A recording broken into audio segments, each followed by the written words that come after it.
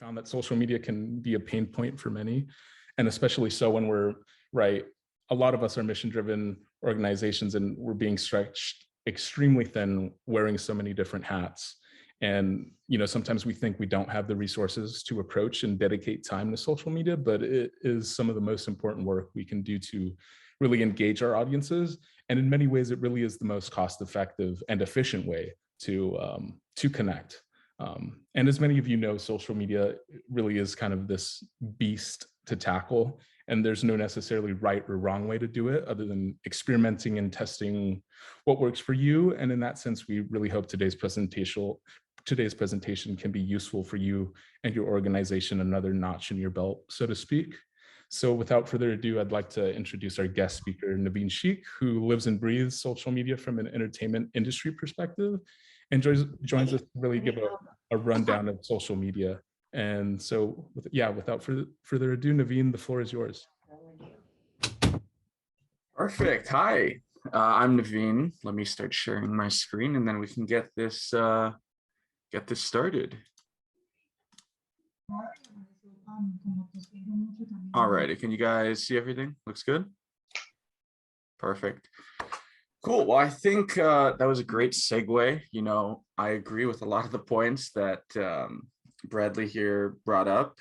Social media is something that when I first started was very difficult to, kind of wrap my head around and understand why and how it matters for my organization and, as another pinpoint, my online persona per se.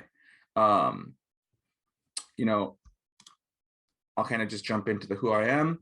I know this was sent out earlier, but for those that maybe didn't see it or didn't look into it too much, I graduated from UCLA in 2020. I was a political science and history major and graduated with honors. In addition to that, while I was at UCLA, I was part of the esports program. Not only did I compete on the teams, but I was the marketing director for the organization. Post UCLA, I kind of got two opportunities at the same time and found I was able to balance both of them. So one of them is I'm a talent manager over at 3 Black Dot. Basically what the company is an intersection between gaming and normal culture. I deal a lot with influencers and influencer marketing. So I'm kind of entrenched in that entire ecosystem.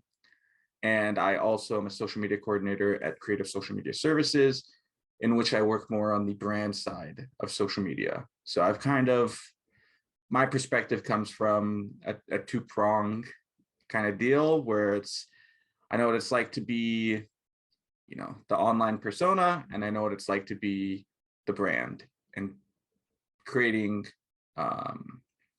assets and posts from both.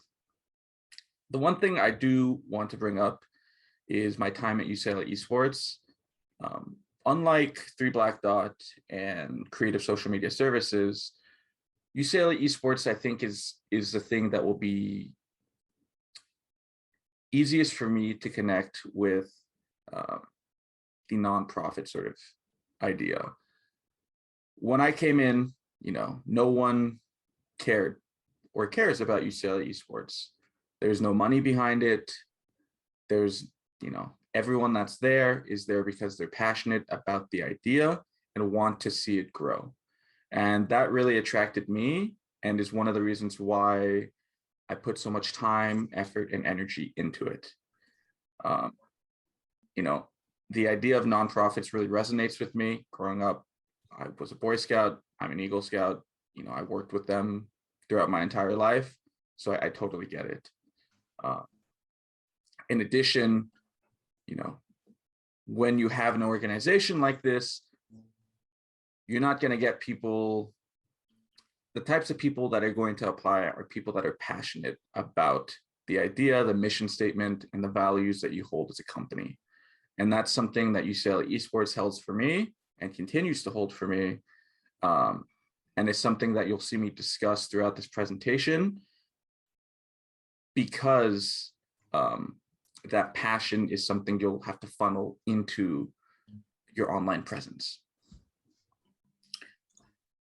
Cool. So with that, creating and growing your online presence. So I know we posted a poll at the beginning of this presentation. I should be getting the results for that back in a bit, but I kind of just want to go over, what type of social media platforms are there? What are their purposes? How do they help you as an individual and as a nonprofit? So we have the ones that everyone knows: YouTube, Twitter, Instagram, TikTok, Facebook, Snapchat. We start to get a little more niche with Twitch, Reddit, Pinterest, and so on and so forth. Each of them, like I said, has their own purpose, right? All of them you consume content on, but the types of content you consume are very different. Places like Facebook and Twitter, you might be getting more news-based content, depending on how you customize your feed. Instagram, perhaps you're not as drenched in the influencer space and just follow friends, family, and maybe a couple companies here and there.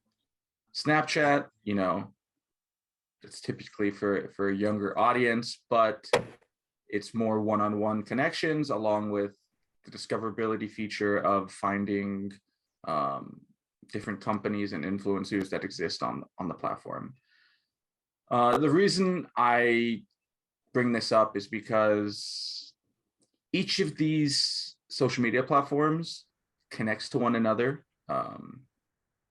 And because of that, it's important to view them all as, a different arm of your company. I'll talk about this more later on in the presentation, but I kind of want to get that idea sitting with you guys, just so you have an understanding. On each of these platforms, you consume the content differently, you create content differently, and you interact with posts differently and viewers. What do I mean by this? If I post something on YouTube, it's more than likely going to be a long form piece of content, i.e. a video that's longer than 5 minutes. On Twitter, you're not going to see that. Same with Instagram. Facebook, you might see that. And because of that, when you are tailoring these posts, you want to ensure that you're tailoring it to the right platform. You don't want to take a 5-minute video and post it on something like Twitter, because it's not going to work. You don't want to take a blog post and post it on YouTube's community forums. It just won't have the same sort of oomph that you'll get by posting that on, say, Reddit or Facebook. So with that, to the next slide, similar to what I talked about, you as an individual and as a company, you will have a mission statement, right? And you want to take that mission statement and begin to apply it to, the different types of posts you do. What do I mean? I'll jump back to UCLA esports as an example. Obviously, the club run by students, for students, and for those that are interested in the esports scene. With that, you want to tailor your post to people that would be interested in it. Either college students, high school students. In the example of a nonprofit, I think one of the ones that I was looking at was World Help, which is for more spiritual based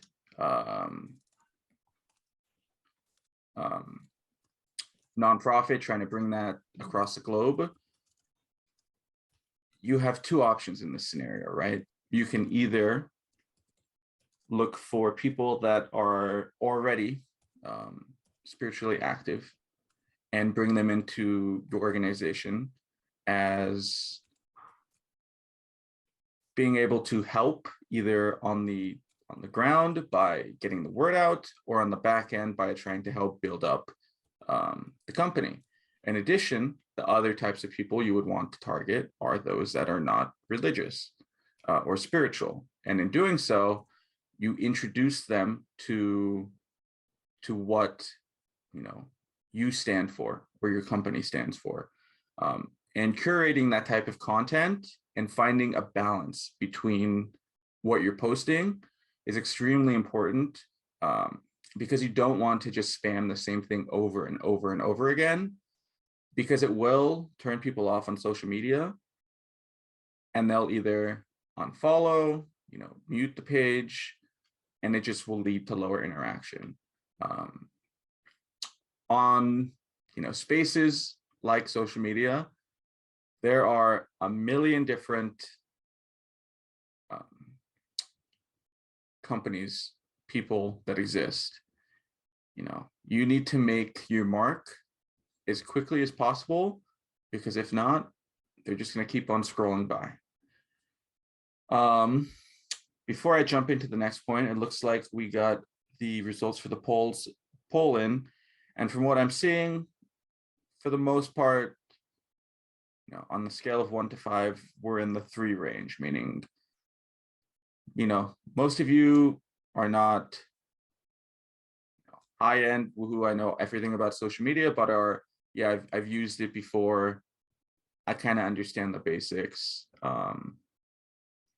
So that's good to know, honestly. That I'm glad to see that. I was kind of unsure where we would stand with the level of savviness for everyone here. The next point I want to talk about is setting goals for your socials. And this is something that I found in personal experience, where you need to be realistic. If you kind of set your goals too high and shoot for the moon, essentially, you'll hurt yourself in the long run, because whether or not it's you running the social media accounts, it's another individual running it, they'll burn themselves out, in addition, kind of feel bad for not hitting those goals. And by goals, I mean, we want to hit X number of followers in a month. We want to drive engagement from our Twitter or Instagram account to our main website. We want to hit X number of engagement or impressions in a month. Those are the types of goals I'm talking about. And it's something that you really do need to be realistic about. Personally, from what I found, is going for something realistic, especially if it's a smaller account, say only a few thousand followers. It's looking for, like, all right, let's aim to try to get 20 followers every 2 weeks, right? That's 10 followers a week. In the long run, that's 40 followers a month, and adds up over time. In addition, if you're looking for impressions or engagement, that's a different ballpark. But depending on how much traction your posts normally get, you could look for anywhere between a few hundred to a few thousand impressions in a month.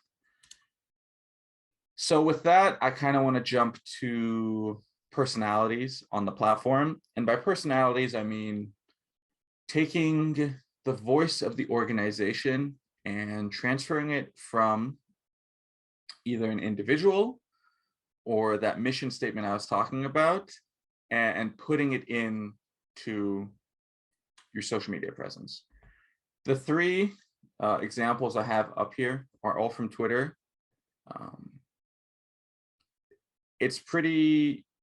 This type of idea can be applied to any platform. I'm just using Twitter because it's the places brands tend to post with their main voice the most. So we'll just go through the examples right now. I have the LA Lakers, who have a very professional voice, along with being able to connect with their fans and giving back to their community. I used Wendy's as another example because it's very different from what you would expect from a fast food presence, right? You see Wendy's is more of a roast style account where they poke fun at other brands that are in the space, and kind of take leaps that you wouldn't necessarily expect them to do. And the last one is a nonprofit called Pencils of Promise. And for this one, they tend to do more updates on what's going on in their organization, their current operations, how they're doing year to year or quarter to quarter. And with all three of these, they're all different voices that work. You as an individual know what your nonprofit is like. And because of that, you need to hone in on that voice. For example, for myself personally, I have more of a professional tone when I post on social media. I'm much more serious. I don't meme as much. I don't enjoy doing that sort of thing on social media. But it works because that's who I am as a person, and taking that and applying it to the social media brand accounts works. Why does it work? If you look at an account, you can tell like, oh, that is someone posting. It doesn't feel very blah, staticky, roboty, and so on and so forth. And that's something you want to aim for because it gets people engaged. They could go, I know someone that has a voice like that and I get along with them. And when you start interacting with people on these accounts, whether or not it's Twitter, Instagram, Facebook, it helps build those connections, which are important for ensuring retention on your social media pages. And retention is something that's really important for the algorithms, but I'll get into that in a bit. So adjusting your voice and kind of changing it depending on the platform you're on. Like I mentioned previously, your voice is what you want to represent the company. Personally, if I was in the position of hiring someone for social media, I would look for someone that holds values that are similar to my own and to the company, but also brings something different. You tend to see a lot in this day and age that many of the social media managers, directors, whatever you want to call them, tend to skew younger. This is because obviously they've grown up with the product and used it. I'm 24, so I think Instagram came out when I was in middle school, and I started using Twitter when I was in high school. So even before doing this as a job, I had a fair amount of experience with the platforms. Personally, I don't disagree with the sentiment that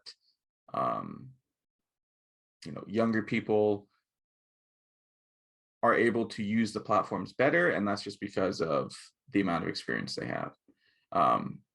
In addition to that, they tend to see trends better, and looking for those trends allows for you to capitalize on things happening in the world that can draw engagement to your accounts outside of what you would normally be posting. So back to what I was saying about adjusting your voice. Each platform kind of has a different feel to it and the types of people using it. What do I mean by that? Previously, when I mentioned what you're going to see, Twitter, more professional, you get some people that like to meme on certain things. and you have more back-to-back interaction, right? Instagram, you're mainly you're posting photos. You can get creative with posting multiple things, so it makes a bigger image on your actual feed. TikTok, it's an old idea in a new form, with Vine previously existing, which was an old social media platform that basically did what TikTok did back in 2014 or 2015, but was shut down, unfortunately, and was honestly a big flaw of the company. TikToks, you'll see a lot more short form content, and that short form content has proven to be a lot easier for people to digest. And with that, you're able to go viral a lot quicker. And once you go viral, the content will live for a few days, but it's able to get millions of views for 30 seconds worth of watch time on an individual's part. So it's something to keep in mind. And when I say playful, there are people on TikTok that are very professional. They report on news, or they report on events going on in the world. There are people that just, they are passionate about stuff, but they do it in a manner in which it doesn't turn off, people that are younger per se. Instagram kind of has a combination of all of them, where it's that playfulness of TikTok, where you can be informative like Twitter, and professional. But, in the event that you don't want to do that and you just want to showcase photos of what's going on at your organization, or, the behind the scenes sort of deal, you're able to do that. I personally believe that Twitter is the most important for getting the word out, except unless you have like email blasts, your own website. Just because over the last 5 years, Twitter's user rate has increased exponentially. I don't have the exact numbers on me, but as it increases, more brands are attracted to the platform, whether or not it's for ad revenue purposes or because it's the easiest way to get something out. People use it frequently, and because of that, the ability for, especially in the nonprofit space, depending on what you're tackling, it can spread like wildfire on the platform, which is a good thing. But it's a matter of finding how you want to do that and what platforms you want to tackle. I highly recommend that when you sit down and you start making a plan for your social media presence and what you want to do, that you go, okay, here's what we stand for, here's what we want to do, what platforms do we want to tackle. There are upwards 10 plus social media platforms. You're not going to want to do all 10 at the same time. I can tell you right now, I have worked with organizations that have multiple people for social media, because it's just a beast of a project to want to do on your own. And if you are on your own, I highly recommend you only tackle 1 to 2, maybe 3 social accounts at once.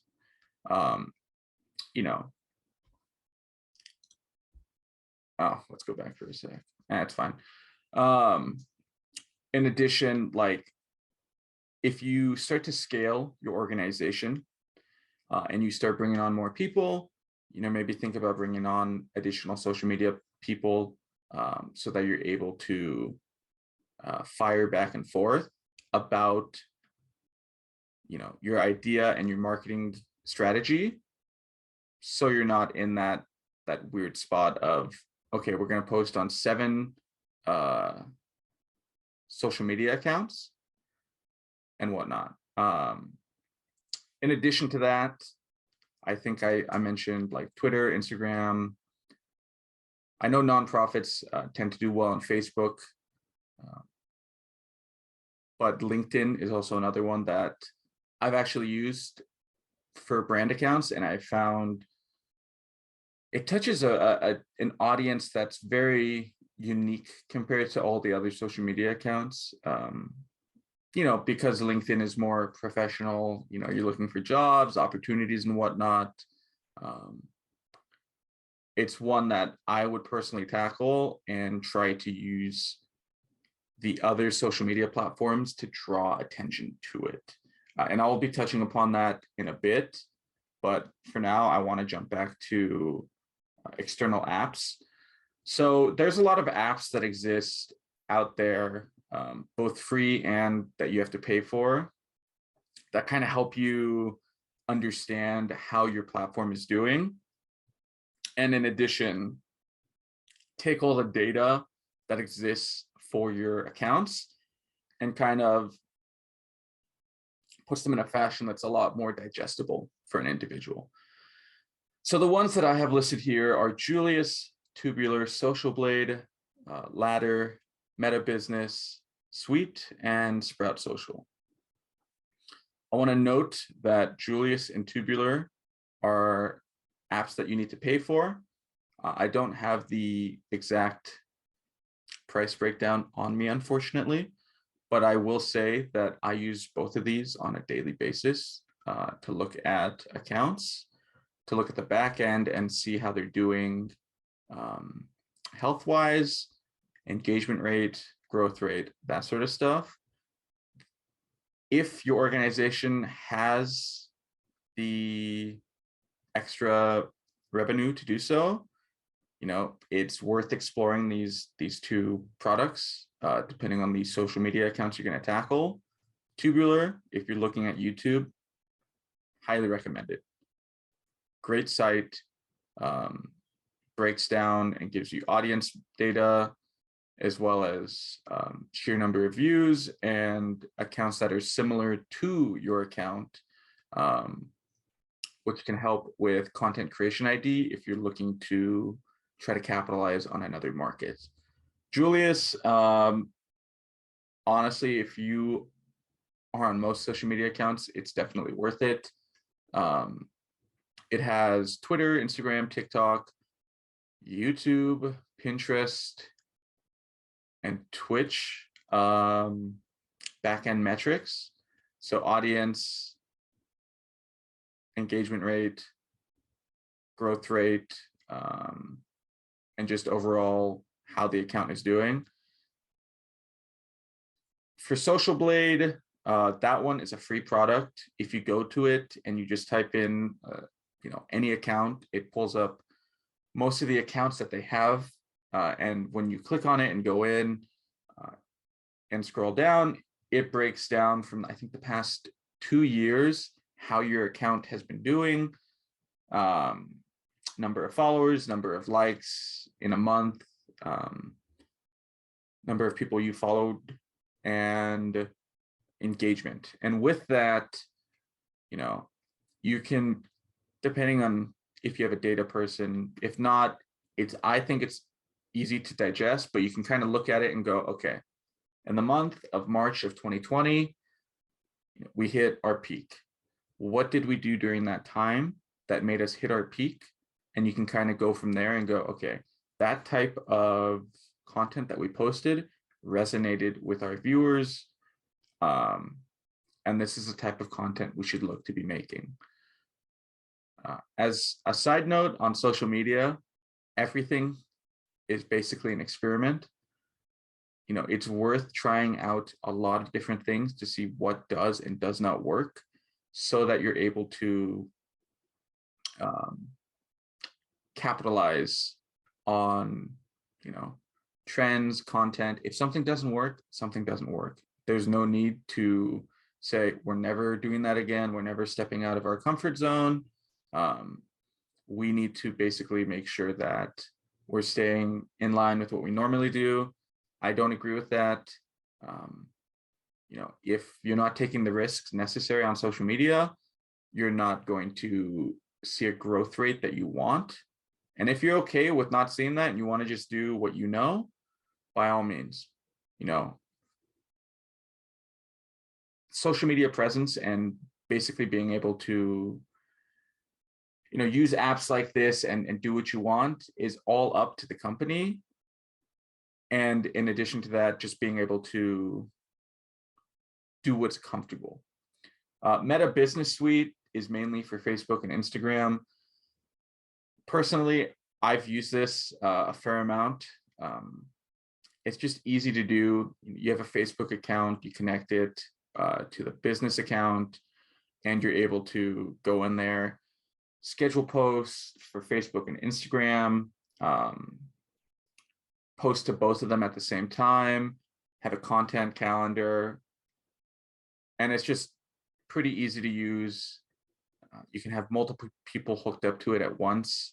That's why you just need the Facebook account, and so on and so forth. Ladder is another one that's specific or mainly for Instagram for scheduling posts, and once again doing the content calendar I talked about. Sprout Social is, I believe they have a free version and a paid version that's similar to Social Blade, but just gives more insights as you go. For Twitter, I didn't put it on the slide, but TweetDeck, you sign into it. You can have multiple people sign into it, and it gives you a nice UI of that Twitter account's feed, the posts you have scheduled, if you want to make a live post, and kind of lets you dive into the analytics that I was previously talking about, and just makes it easier. On the topic of social media content, I do want to bring up a couple things. I brought up content calendar a few times. I just want to clarify what that means in the event that, you know, it's unknown to some of you. A content calendar is taking, you know, a week, a month, and planning out what you want to post on each day. So, for example, I'm currently doing work with an organization that's geared towards trying to get influencers onto its platform. So when I create my calendar, I do it, you know, a week at a time. There are posts that have to go out, i.e., we have a video coming out this day. Here's a clip from it. Come take a look. Those other days, and you can determine how often you want to post, what you want to post, and on what platforms. The one thing I'll say is consistency is really key for social media. The algorithms take that into account. I'll be talking about algorithms later on, but I want to preface that the more you post, the more people are going to see your content in their feed, and are more likely to interact with it. And from there, you're able to be seen by more people who are that are more than likely going to be similar to your followers already. On the calendar, what I typically do is I have the type of post it's going to be, i.e., this is going to be a clip of the video, and then in addition, I have the copy. Copy is what the text is going to be in the actual post itself. So, hey guys, we have a video coming out today on our YouTube channel. Be sure to go take a look at it. It'll be live at 12 p.m. PST. In addition, I try to put the time that I'm shooting to post. And in addition, the accounts I want to post it on. Do I want to post it on Twitter, Instagram, and Facebook? Do I only want to post it on Twitter and Facebook? So on and so forth. And this kind of helps with the health of your social media accounts. You know, we have a lot of different factors you can take into account. You have the audience size, which is the number of followers you have. And with that, like, I'll say I've worked on accounts as small as, a few hundred to upwards of like hundreds of thousands, right? So you kind of want to just, I want you all to just be aware that audience size, while it can be important, is not the most important thing. You want to make sure you're creating content that really resonates with your audience so that that engagement rate stays up on those posts. I believe the next slide talks about engagement rate and growth rate, so I won't jump into that too much. But making sure that like I said, the content you're posting resonates will help with attracting new viewers and viewers that are passionate about your project, which is what matters. You can have people that are like, okay, that was, an informative post, a cool picture, a cool video, whatever. And they follow, subscribe, bookmark. But if you're not able to continue to engage them, it, in the long run, can be detrimental. We don't want to have social media accounts that are, say, a few 100,000, 1 million followers, and they're only getting 20, 30 likes per post. Like I mentioned previously, as you start to see those accounts grow, it'll more than likely be in line with how the nonprofit or business is growing on the back end, and you'll want to scale your team with that.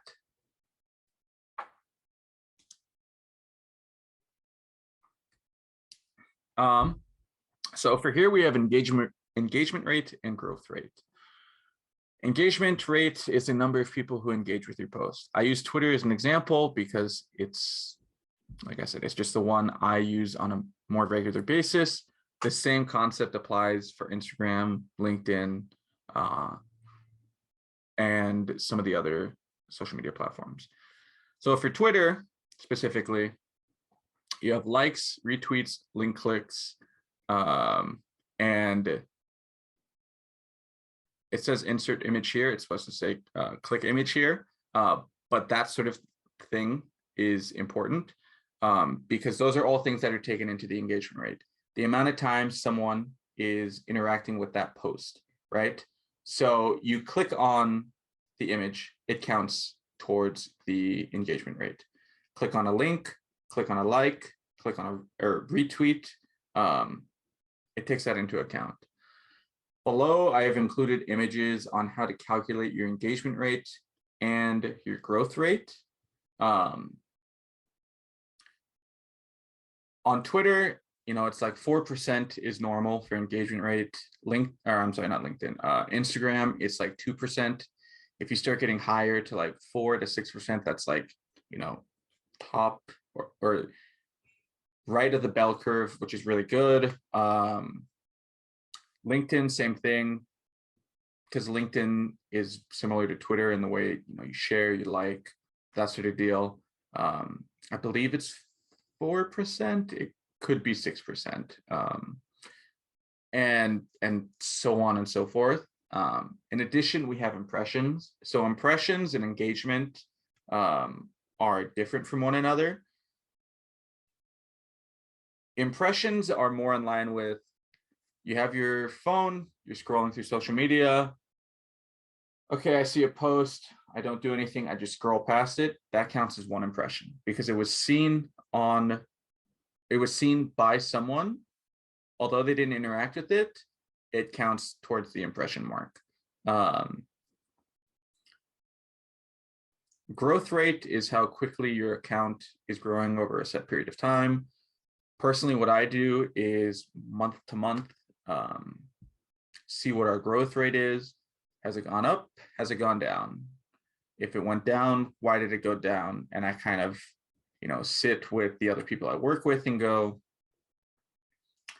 okay, so if our growth rate went down, that means our content either isn't resonating, we're posting too much and we're spamming their feed, so people are unfollowing / muting us.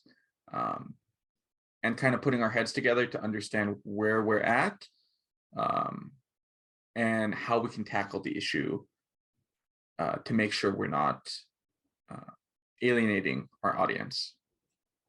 In addition, I think the next slide discusses,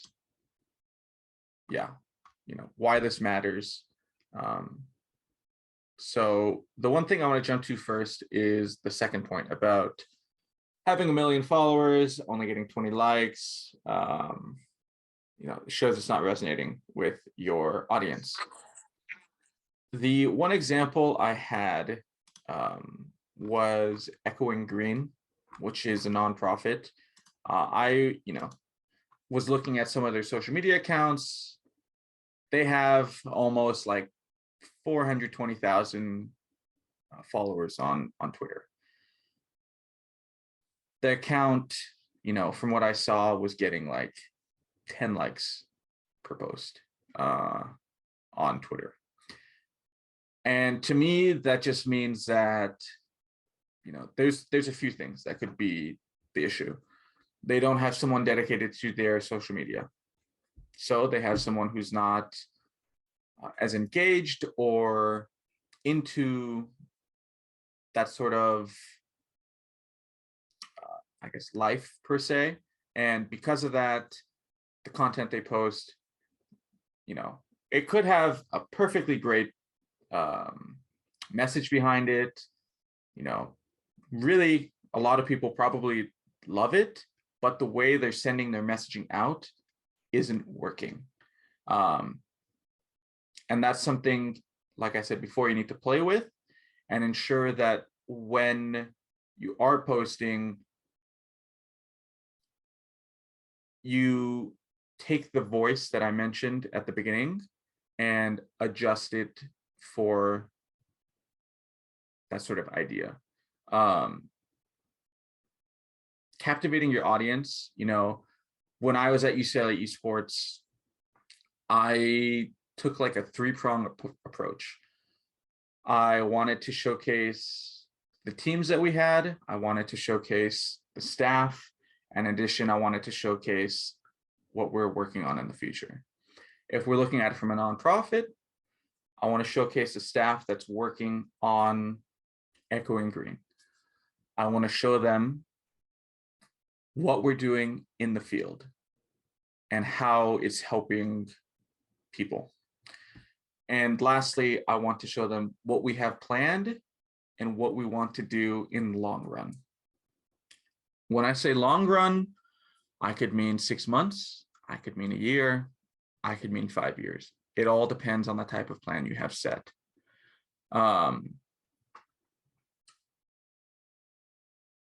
When you grow your audience with the type of content I just brought up, you'll get followers, and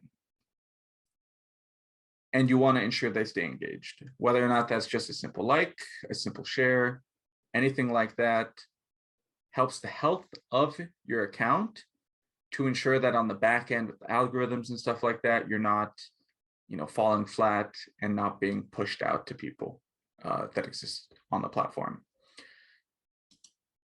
So with that, the way I kind of learned and was taught about things is the social media machine.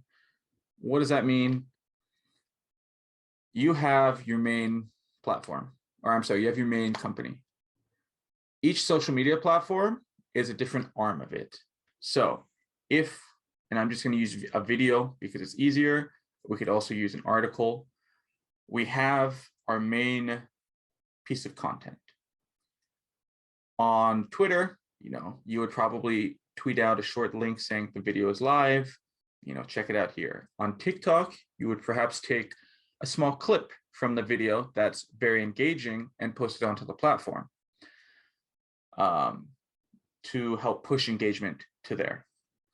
Same with Facebook, maybe you take a hybrid between what you did on Twitter and what you did on TikTok and combine them and post it there. Instagram, you take a still from the video that is engaging or kind of baits people into wanting to come look at it. On LinkedIn, you take the more professional approach. We just came out with this video showcasing what we did in the field. We're all really excited and we're able to help X amount of people. Please take a look at the video or this small clip and watch the full video here. In addition, if I know nonprofits thrive really well with email blasts and whatnot, send out an email blast saying like, hey, we have this new video of what we did, and so on and so forth. In addition, the video, like I said, is just an example. You could replace it with, here's an article with what we did, here are photos with what we did. And I know because you're nonprofits, monetization can be difficult. You can kind of tie into all of those, like donations to help ensure, keep the lights on, essentially. There are platforms you can use to back things. I believe everyone here is from California, but the state of California has opportunities, and I would imagine other states do, but just being able to maximize your presence and draw as much attention to those, to that main piece of content. So this also kind of does two things. Besides drawing to that main piece of content, each social media platform you have is going to have a different audience. What do I mean by that? Facebook, you're going to have older people on it. Twitter, you're going to get that more, maybe later Gen Z to millennial age. TikTok, you're going to have a lot more younger people on it. YouTube, depending on the type of product you have, can be all over the place. I have seen accounts where I figured it's going to be a young audience that's mostly male, and it turns out to be an audience that's, like 35 plus is the main driving factor behind it, which is very surprising. And with that, you'll start to see, and you start to push towards that one main platform, whether or not it's, like I said, YouTube. It could be your own website. You start to see the convergence of all those audiences mixing. So when you have a post that would perhaps do better on TikTok or Twitter, and you post it onto that main site, you'll begin to see the engagement increase because all those audiences are mixing. And that's also the other reason why I say you need to curate the type of content you make for each platform, because the audiences aren't always going to line up. And you just want to be wary of that. And it's also the reason I suggest having, more than one person on the social media accounts, because they'll know how to hit those different audiences depending on what platform we're on. And yeah, I guess the one thing I do want to bring up is it's called cannibalizing your content when posting it to different platforms from the one main piece. And it's something that, I know I just talked about it, but I highly recommend. I have found a lot of great success with it and kind of helped grow social media platforms at a quicker rate because of that. So this is the fun part, algorithms. So unfortunately, every social media account is pretty different in the types of algorithms it has. And because of that, it can be difficult to kind of hone in on how you want to post. So I'm just going to go through what's on the slide first, and then I have a lot more I want to talk about. And yeah, so like I said, different for each platform. Posting time for your audience. Depending on the type of platform you're on, you'll want to post at certain times. So for example, I'm going to use LinkedIn for this one. probably the better time to post is 7 to 8 a.m. Why is that? You post at 7 to 8 or 7 to 9 a.m. You know, the post is there, people get to work, they start looking at their phones. You know, 11 o'clock break rolls around, 12 o'clock lunch rolls around. All right, I'm at work. You know, maybe I don't like my job that much. I'm going to go on LinkedIn, and lo and behold, they see your post. It resonates with them. They like it. It gets pushed out. On Twitter, you know, people are more active on the platform as the day goes on. Personally, I prefer posting at that similar time to LinkedIn, at that 11 to 12 o'clock mark. But I have found success, and it really depends on your audience. If you have a younger audience, you know, that's maybe in college, I mean, I can tell you firsthand, they're not going to be awake at 11 a.m. or 12. So it's going to miss the mark. You want to post closer to 2 or 3 o'clock, because then you'll start to see them actually be engaged with the content. As you interact with these posts, this is pretty consistent across all social media platforms. The more interaction you have, the algorithm goes, okay, people are liking that post. I'm going to take that post and I'm going to start suggesting it to more people. With that, as it gains more traction and more traction, it goes out to more and more people. The one thing that I did when I was at UCLA esports, and that I have seen other people do, and it's had success, is when you post something, ensuring that you have, you know, most people at your company interact with it in some way, whether or not that's a like, a share, a retweet, a comment on it. Those are all things that are taken into account with the algorithm. In addition, you know, the one thing I did is kind of have a grassroots effort. So friends, family, just being like, hey, you know, I have this post. I'd love to have you, whatever, comment on it, retweet it, share it, and it helps. The more people that interact with it and that continue to interact with your posts over time, the algorithm will smile upon you more often. The next thing is paid promotion. I am going to advise against paid promotion. It can be good, but for certain platforms, it can cause the algorithm to push out your non-paid content less, and in the long run hurt you more. Obviously, if it's something that you feel extremely, extremely important about, feel free to do it. I have done paid promotion on Instagram, Facebook, and Twitter. And personally, I didn't see a great return on investment, and kind of felt that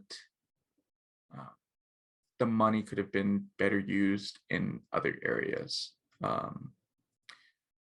So that's what I have there. I do have specific tidbits about certain algorithms that I do want to talk about.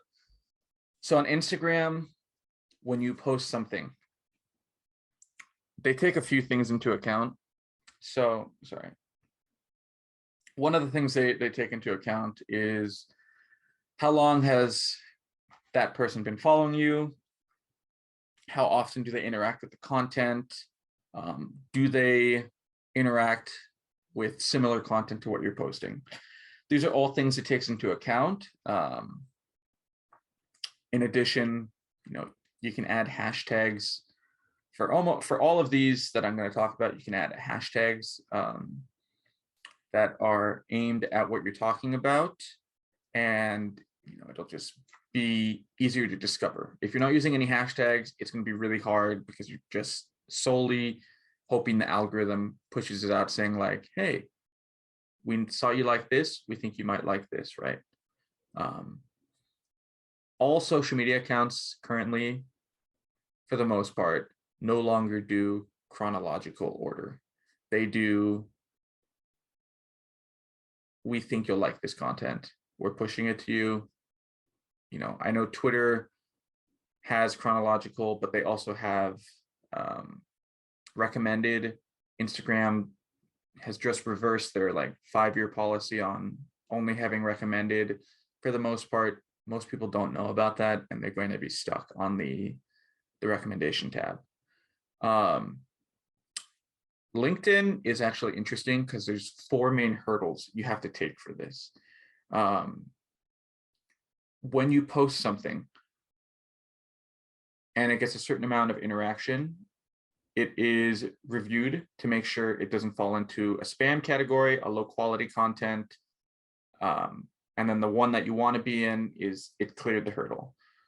When it does that, that's when it's posted to the main LinkedIn page and is sent out to anyone that follows your account, or if it's shared by someone.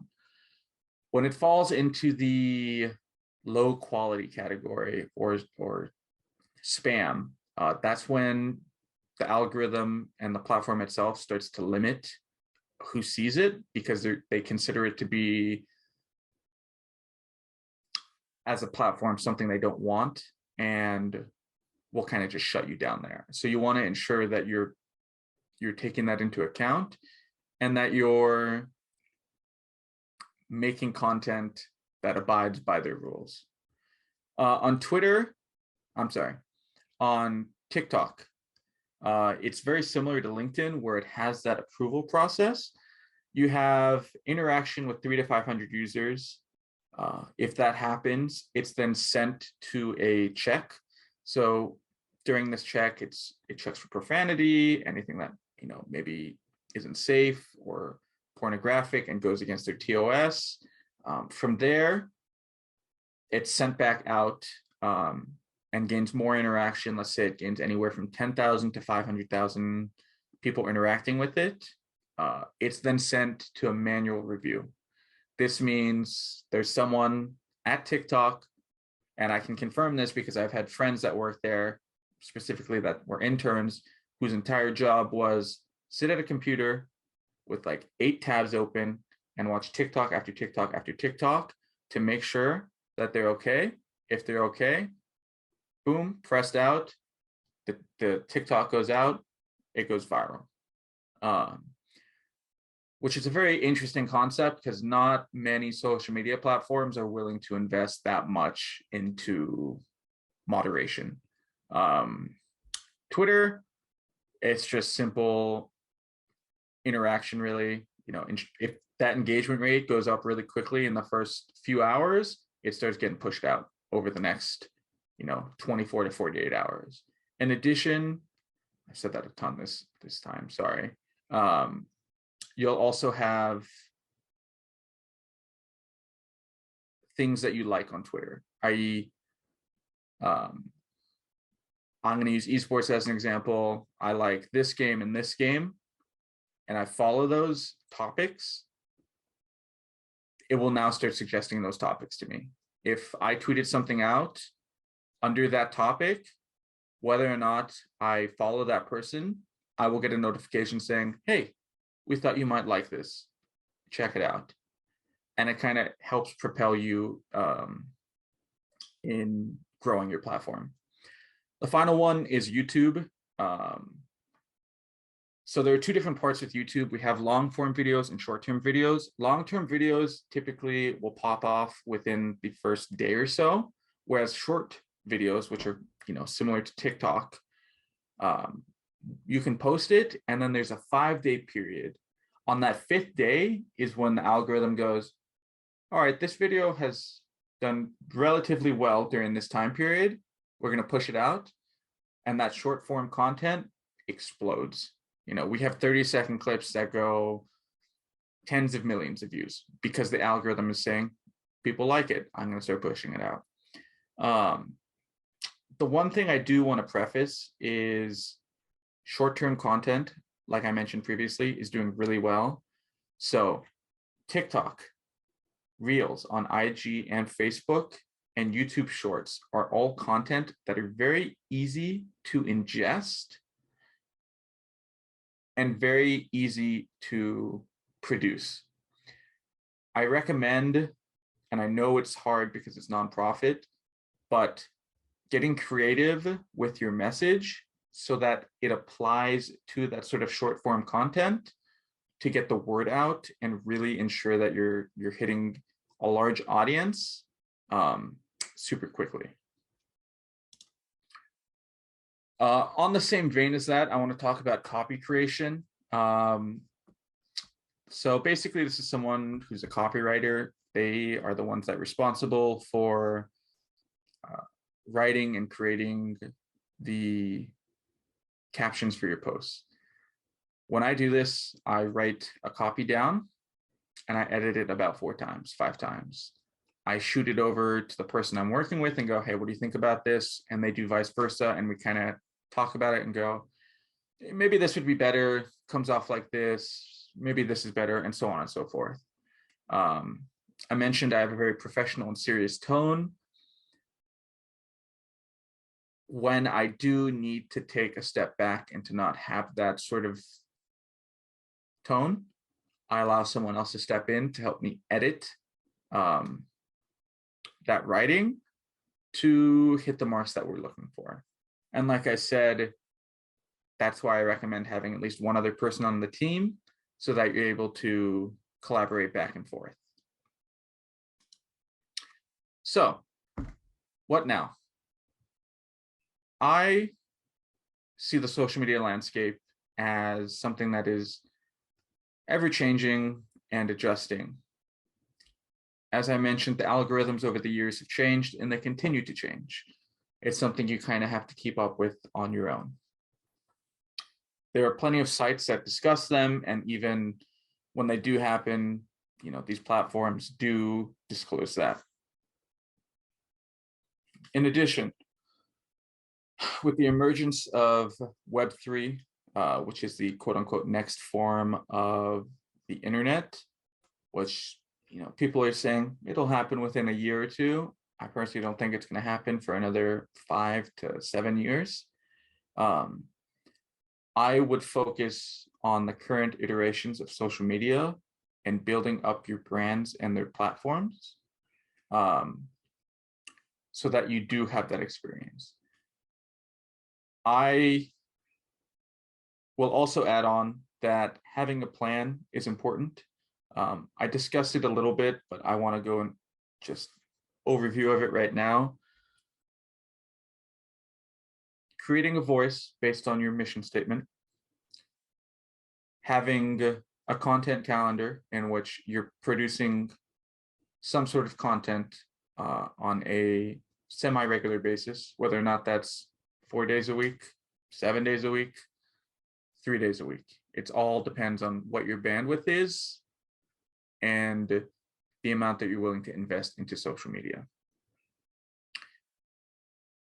Scaling your team, I highly recommend at least 2 people on a team to start out with, especially if you're feeling bullish and you want to tackle multiple social media platforms at the same time.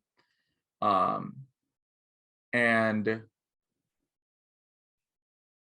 with that, ensuring that you're tackling the correct social media platforms and drawing that attention back to whatever your main one is. Like I said before, it could be a social media platform, it could be a website, so on and so forth. I didn't touch upon it too much, but LinkedIn, email blasts, websites, all really great for retaining email addresses. With those email addresses, it just gives you a base to be able to push out messages to and your content to. And yeah, I believe that's all I have. Thank you. Great. Thank you, Naveen. And yeah, I guess we can go on ahead and move on to the Q&A portion. And I see that some people were asking a lot of questions. So we'll kind of go in order, and then I'll shoot them off. And I see some of you as well have kind of been answering each other's questions. So of course, we're all kind of at varying different levels, right, of knowledge. So feel free as well to jump in and answer unmute your mics and whatnot. So we'll go ahead and see some of the questions that maybe weren't answered. Am I good to just pick, or? Yeah, and I'll read them off. Sure, go ahead. Yeah. So Carolina writes, what's your opinion about writing blogs? Does it help with social media content and traction, and how that kind of, I guess, is linked together? Yeah. So I guess that would really depend on the type of audience you have. If you have an audience that's really engaged with blogs, it can. Blogs we can kind of look at as similar to what I talked about with YouTube videos.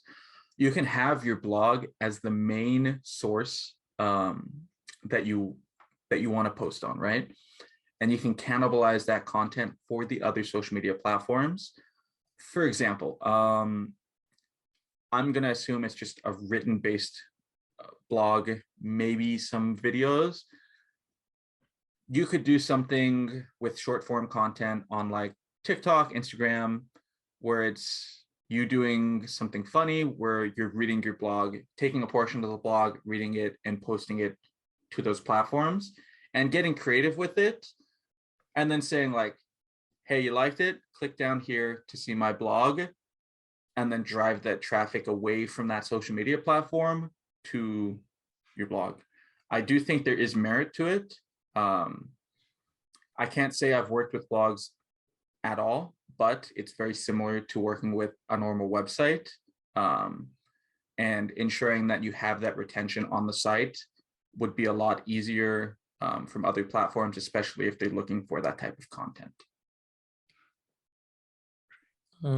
Caroline writes, as you grow your team, do you recommend having specialists on specific platforms? And Caroline, I think that's a great question, right? As entrepreneurs, right, whether nonprofit or for profit, sometimes we, like Naveen mentioned, right, it would be great to have as many people as you can, kind of reviewing and have people on board and in terms of, right, growing your social media presence, but I know that sometimes resources, right, are lacking. But in terms of that question, specialists on specific platforms, would you have any comments on that, Naveen? Yeah, I totally think it's worth it. I wouldn't say you necessarily have to have like one person for Twitter, one person for Instagram, and so on. You can kind of have people that are more in line with, I am very well spoken with short form content, right? So that would hit TikTok, part of Instagram, part of Facebook, and part of YouTube. I have worked at places where they do have that, and they found a lot of great success with it, but that's because they see social media as like their one way to get their message out constantly and consistently. So overall, yes, I would say it is important, especially because when you cannibalize that content, and by cannibalize, I mean having a video or some sort of content and then pulling from it for all your different social media accounts, you're not kind of going crazy trying to think of 6 different captions for each platform. Thanks. One of the things we struggle with is we're an almost all volunteer organization. So those folks come and go. You just get somebody trained up on something and then they disappear. I totally get that. That's the retention part can be difficult. I guess the one thing that I like to do, and what I did when I was at UCLA, similar thing where people would come and go and it was kind of frustrating to deal with, that was having a few people that we would train up. So I would do the training for like 2 or 3 people, and in the event that like one left, I wasn't completely screwed. Yep. Thank you. Yeah, of course. May I ask something about what Caroline mentioned recently, Naveen? I'm sorry, which one? May I ask something else based on what Caroline just commented? I have a question for you actually about it. One thing is, retaining the people, but sometimes I've noticed, I have no experience at all in social media, but I had to actually manage one account for UCR. Okay. It was my first experience. I had really no idea. But then I noticed that, when you manage an account with no experience, you discover that there are certain styles or touches that it belongs to the person actually. So, and sometimes it's very successful, that person, it has a talent and you want to keep that talent because that makes you succeed, right? So how do you retain that? Because one thing is, the protocol, the process, but sometimes if that specific person, is gone, sometimes you lose a lot of traction. So do you have any experience with that? Any recommendation about it? Yeah. So you're talking more about like the voice on the platforms, correct? Yeah, sometimes they, write the specific sentence that is either funny or maybe, very engaging. And if you have another person, doing the same job, sometimes it's like it is another style. Of course. So I actually, I understand what you're talking about very closely. I personally felt that when I left UCLA, I knew there wasn't going to be someone else who had a similar voice to me, and I was correct.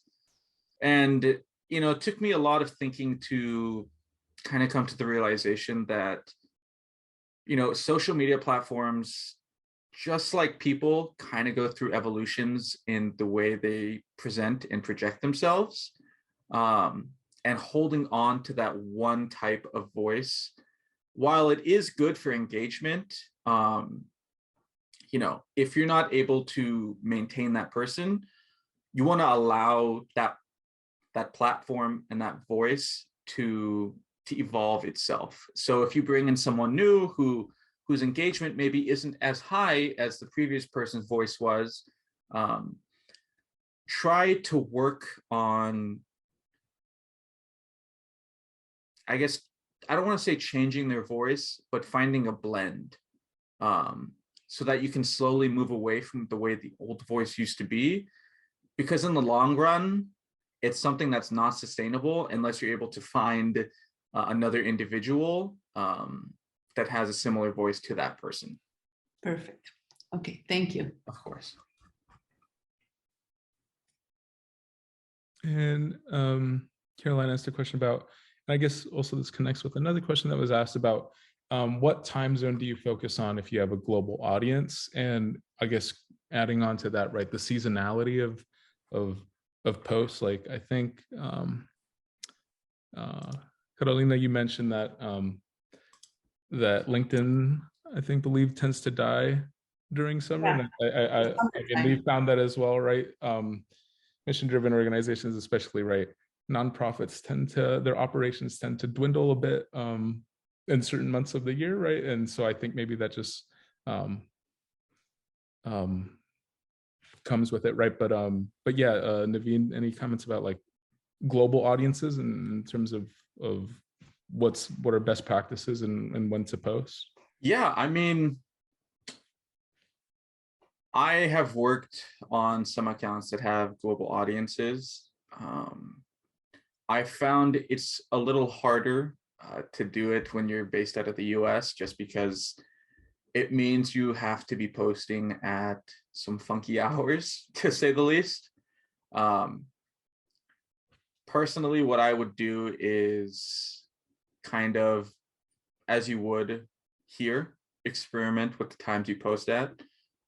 Whether or not that means you have to schedule posts so you're not awake at 3 a.m. sending out an Instagram post, and kind of understanding and realizing, like, while I do have a global audience, what percentage is that?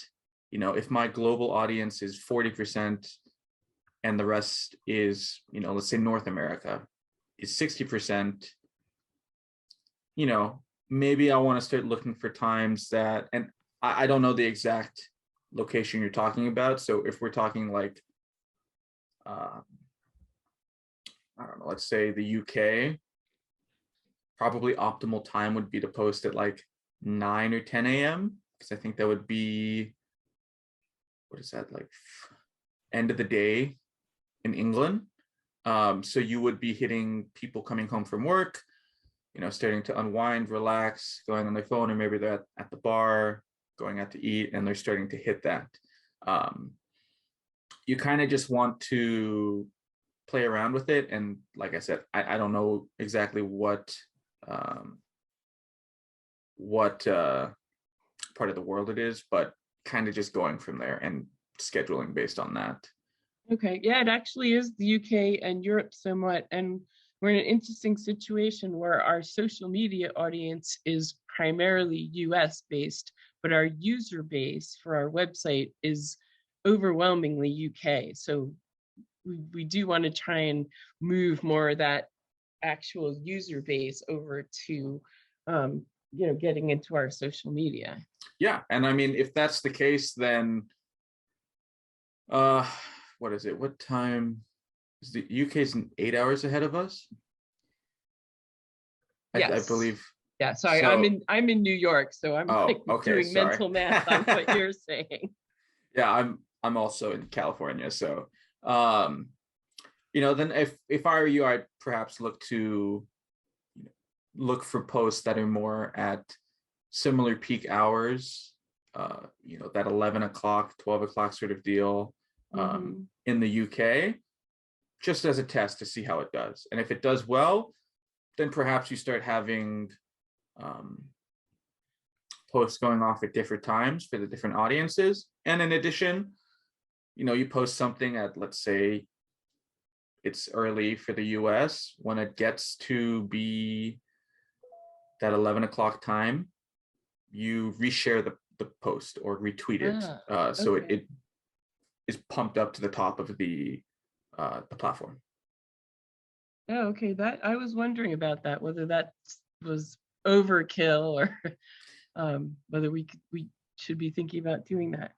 If your audience was asleep at the time, it doesn't hurt. You could also add in, like, if you are able to reshare it or retweet it and just go, in case you missed it, click here, or like take a look at what we've posted. All right, thanks so much. My pleasure. Let's see. Jill asks, do you know anything about Honeycomb and driving traffic to this platform? I've never heard of Honeycomb. I don't know, Naveen, have you heard of Honeycomb?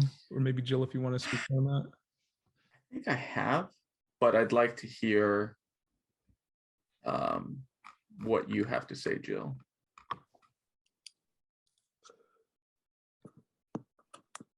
Hi there. Hi. Yeah, Honeycomb is its own social media platform. You pay a certain amount of money per month, and it's supposed to be free of data mining and profiling. Interesting. I really want my members to feel safe on social media, especially people my age who are a little jaded about the whole thing.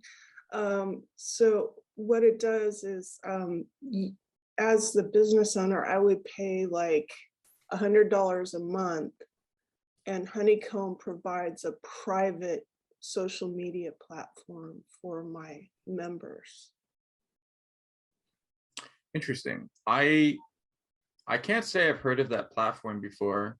And I guess the thing that pops out to me about that is it being like a closed ecosystem and having that entry to barrier, barrier to entry. And because of that, it would probably make it difficult to cultivate and grow.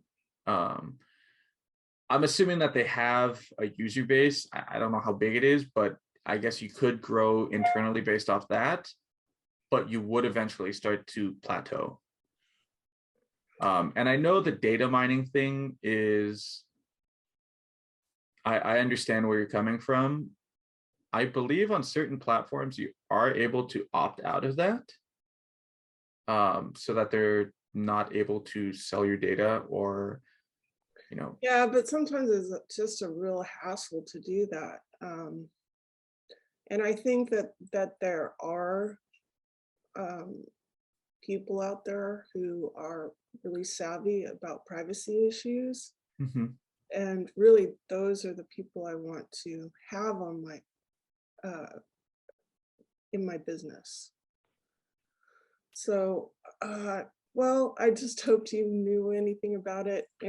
I'll try to think of some strategies to make this work. Thank you. No I worries. appreciate your time today and your expertise. I learned a lot. Of course, it's my pleasure. And if I could make a suggestion, you might be better off having like a website or a blog based to have people and to retain people, so that you wouldn't have that sort of data mining you're talking about from one of these larger tech companies. Just a thought that might make it easier to ensure you're able to scale properly. I see. Thank you. Of course. Yeah, thank you so much. I haven't heard of that. It's actually quite an interesting platform. So I think, yeah, we'll have to look into that.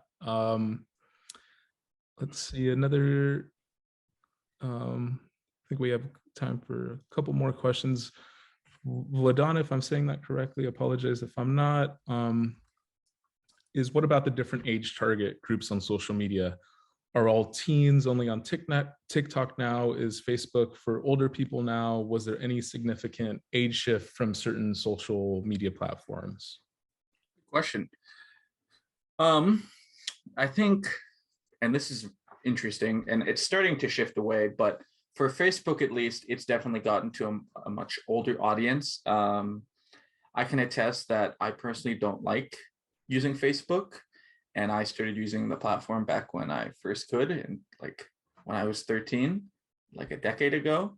The platform has kind of moved away from what it was when I first joined, and I know a lot of people my age feel the same way, which is why I said when you create content for it, you probably want to aim for that like 40 to 45 plus age group. In addition, and it is a weird tidbit that I didn't find out until I went to college, a lot of college students use Facebook for groups. And my guess is because they started using it when it first came out, and the clubs and organizations built up a long-lasting reputation on it, which is why they continue to use it. So depending on the college you go to, there are very large Facebook groups there. In addition, TikTok, while it does have a large teen to younger audience presence, it's starting to shift more. So you're starting to see people, I would even say people that are like 27 and below use it pretty regularly, but you're starting to see that upper audience start to come over.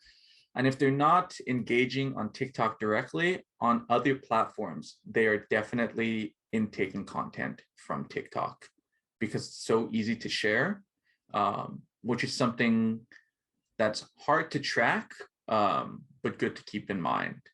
Instagram, I would say I feel a similar way as I do towards Facebook. I just don't get much out of the platform anymore, and I think a lot of people around my age do as well. And it started shifting towards that older audience demo. Twitter, I think, is just all over the place. I think if you're above the age of like 13, you'll have people from 13 all the way up to like 80 that I've seen. And which is why I think it's an important platform to utilize, because everyone's there and it continues to grow. Great. And I think we have time for maybe one or two more questions. Letitia asks, I came in, or could you further explain cannibalizing or repurposing content? Yeah, of course. Cannibalizing content is just having, and I think I used a YouTube video. We can use a YouTube video or like a blog post as an example, is taking that piece of content and taking pieces from it and putting it on the other social media platforms to draw and push engagement to that main piece of content. And with that, you're kind of having all those different audiences converge on that one platform so that you're able to hit all the demographics at once.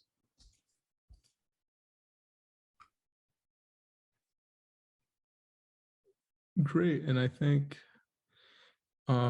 maybe we've covered everything, or something was covered, or it was covered in another answer. Yeah, so I think with that, thank you, Naveen, and thank you as well to all of you for joining us.